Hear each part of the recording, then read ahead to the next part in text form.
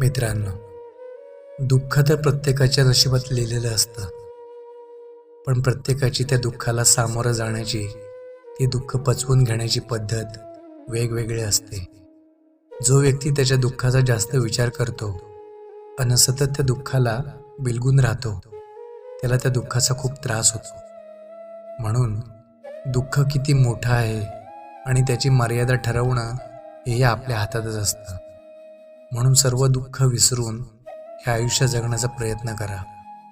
कारण हे आयुष्य आपल्याला एकदाच मिळतं. आयुष्य खूप सुंदर आहे, फक्त तुम्ही ते जगायला शिका. तहान नसताना पाण्याची बाटली गच्च भरलेली असेल तरी तिची किंमत वाटत नाही, पण घसा अगदी कोरडा पडला की बाटलीच्या तळाशी शिल्लक असलेलं घोटभर पाणी देखील अमृतसमान मोलाचं वाटतं. माणसाचं पण असंच असतं. जवळ असते की किंमत कळत नाही आणि दूर गेल्यावर त्याची खरी किंमत कळते.